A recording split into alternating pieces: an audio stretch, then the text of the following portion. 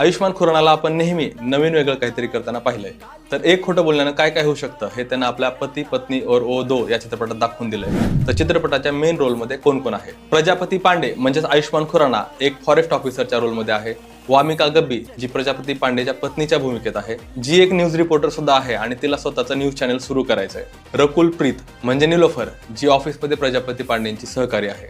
आणि तिसरी हिरोईन सारा अली खान म्हणजे चंचल कुमारी जी प्रजापती पांडेंची जुनी फ्रेंड आहे आणि जिच्यामुळे मूवीमध्ये सगळं कन्फ्युजन क्रिएट झालंय. आणि या कन्फ्युजनमुळेच प्रजापती पांडे हा चांगलाच अडकलेला दिसतोय.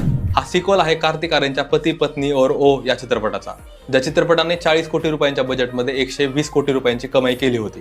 त्याच फॉर्मॅटमध्ये जास्तीचा मसाला टाकून ही 2 तासांची मूवी बनवण्यात आली आहे.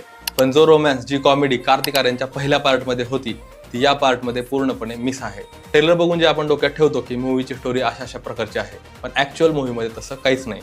मूवीमध्ये नको तिथे 4-4 मिनिटांचे गाणे घुसवलेत, ज्यामुळे स्टोरी ब्रेक होताना दिसते. या गाण्यापेक्षा मध्ये मध्ये तेरे नाम गाणं वाजतं, जे की यापेक्षा खूप जास्त चांगलं वाटतं. इंटरव्हलच्या अगोदर 10 ते 15 मिनिट एंटरटेनमेंट नक्की होते, पण त्यानंतर परत पहिले पाडे 55. रकुल प्रीतनं जे मूवीमध्ये कॅरेक्टर प्ले केलंय ते मूवीमध्ये नसतं तरी त्याचा परिणाम स्टोरीवरती जास्त झाला नसता. पण रकुल प्रीतची ऍक्टिंग ही सारा अली खानपेक्षा नक्कीच थोडीफार बेटर वाटते. आयुष्मान खुरानाची ऍक्टिंग आणि त्याची कॉमेडी सोडलं तर मूवीमध्ये जास्त असं काही भारी वाटण्यासारखं नाही. आणि अजून एक प्लस पॉईंट बघायला गेलं तर विजय राज आणि आयशा रजा यांच्या मस्त कॉमेडीमुळे सेकंड हाफ बरा वाटतोय.